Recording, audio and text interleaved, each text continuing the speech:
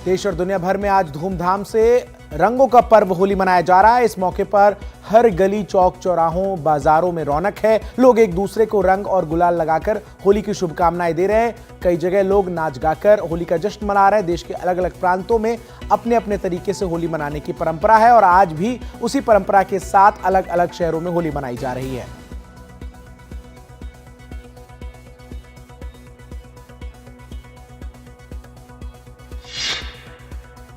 आज होली के दिन दिल्ली मेट्रो के समय में बदलाव किया गया है। यहां आज मेट्रो की सभी लाइनों पर दोपहर 2:30 बजे तक मेट्रो सेवाएं बंद है। दोपहर 2:30 बजे के बाद मेट्रो का संचालन सामान्य रूप से जारी रहेगा। इसमें एयरपोर्ट एक्सप्रेस लाइन भी शामिल है।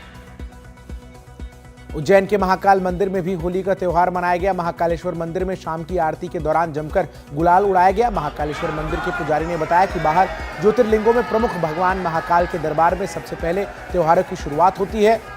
होली की भी शुरुआत कल यहीं से हुई और भगवान को गुलाल अर्पित किया गया।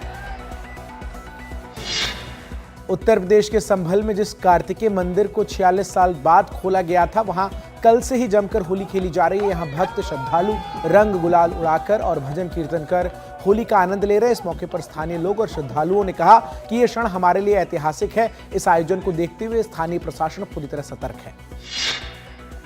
राजस्थान के जैसलमेर में भारतीय सेना के जवानों ने नाचते गाते हुए जमकर होली मनाई। इस मौके पर जवानों ने एक दूसरे को गुलाल लगाया और गले लगकर होली की शुभकामनाएं दी। अपने परिवार से दूर देश की सेवा में लगे इन जवानों की होली का रंग बिल्कुल नायाब दिखा।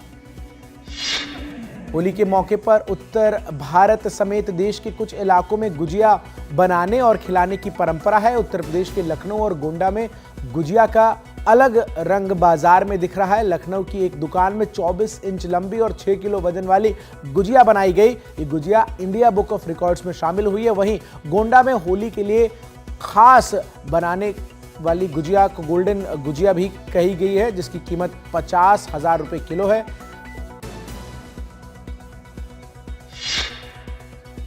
उत्तर प्रदेश में होली को लेकर हाई अलर्ट घोषित किया गया। अफवाह फैलाने वालों पर कार्रवाई के आदेश दिए गए। संभल, शाहजहांपुर, मेरठ, सहारनपुर, अलीगढ़ के जिलों में संवेदनशील जिले घोषित करते हुए अतिरिक्त विशेष सतर्कता यहां बरती जा रही है। होली के जुलूस के दौरान यहां एटीएस और एसटीएफ के कमांडो भी तैनात नजर आए। होली से एक दिन पहले यानी कल देश भर में होलिका दहन धूमधाम से मनाया गया। सभी शहरों और गांवों की गलियों, चौक चौराहों पर होलिका दहन किया गया। होली की शुरुआत होलिका दहन से ही होती है। कृष्ण की नगरी ब्रज, राम की नगरी अयोध्या, महाकाल की नगरी उज्जैन और संगम नगरी में परंपरागत तरीके से होली का दहन मनाया गया। इसमें सैकड़ों लोग शामिल हुए। होलिका दहन पर्व को बुराई पर हुई अच्छाई की जीत के रूप में धूमधाम से मनाया जाता है। इस साल होलिका दहन का शुभ मुहूर्त कल रात 11:26 से शुरू हुआ। देश के ज्यादातर शहरों में मुहूर्त के हिसाब से होलिका दहन का कार्यक्रम हुआ। इसके बाद लोगों को जौ और मिठाइयां प्रसाद के रूप में दी गई और लोग एक दूसरे को होली की शुभकामनाएं देते नजर आए। होलिका दहन की शुरुआत देश में सबसे पहले बिहार के पूर्णिया जिले में हुई। धार्मिक मान्यताओं के मुताबिक सिकलीगढ़ में होलिका प्रहलाद को गोद में लेकर आग में बैठ गई थी। होलिका तो जल गई थी लेकिन प्रहलाद बच गए थे। उसी दिन से होलिका दहन की शुरुआत हुई। आज होली है और साथ ही रमजान के महीने का दूसरा जुमा है। इसके मद्देनजर उत्तर प्रदेश समेत देश भर के कई शहरों में पुलिस अलर्ट पर है। सबसे ज्यादा सतर्कता उत्तर प्रदेश के संभल में बरती जा रही है। यहाँ के शाही जामा मस्जिद समेत दूसरी मस्जिदों को तिरपाल से ढका गया है ताकि होली के जुलूस का रंग इनकी दीवारों पर ना पड़े। संभल की शाही जामा मस्जिद में रंगाई पुताई का काम चल रहा है। इसको देखते हुए संभल का पुलिस प्रशासन पूरी तरह सतर्क है। यहाँ सुरक्षा के पुख्ता इंतजाम किए गए और चप्पे चप्पे पर सीसीटीवी कैमरों से निगरानी रखी जा रही है ताकि कोई उपद्रवी तत्व अशांति फैलाने की कोशिश ना करे।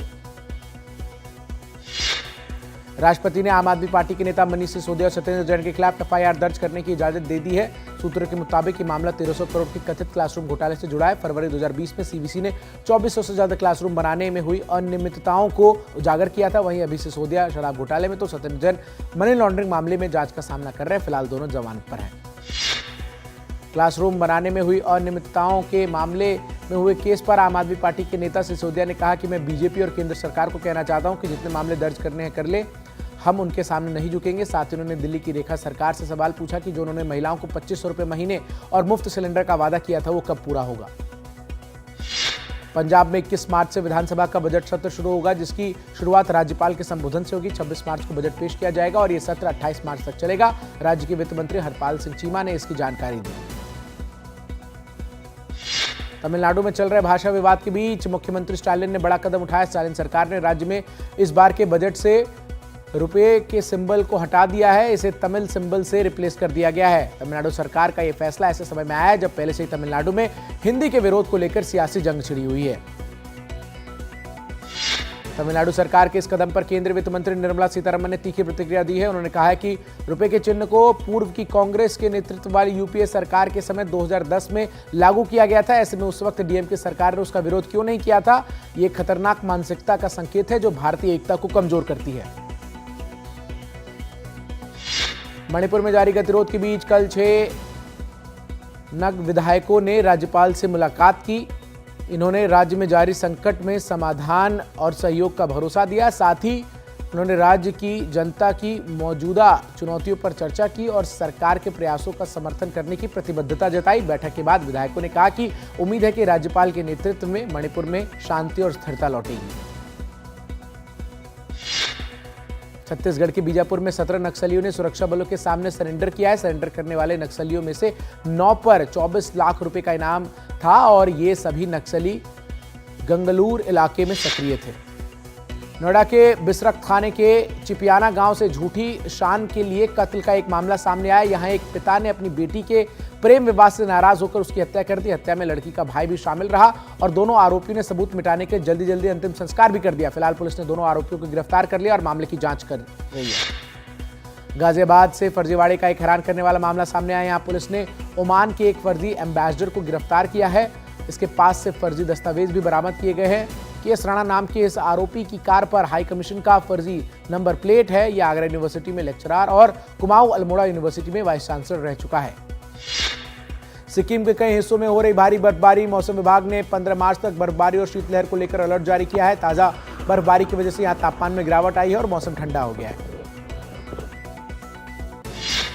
अमेरिका के 30 दिन के युद्ध विराम के प्रस्ताव पर पुतिन ने रजामंदी तो दे दी है, पर कहा है कि स्थायी शांति पर चर्चा होनी चाहिए और संघर्ष के मूल कारणों का समाधान होना चाहिए। आगे उन्होंने कहा कि हम शांतिपूर्ण तरीके से युद्ध खत्म करने के विचार का समर्थन करते हैं, लेकिन ये कैसे काम करेगा इस पर स्थिति स्पष्ट नहीं है।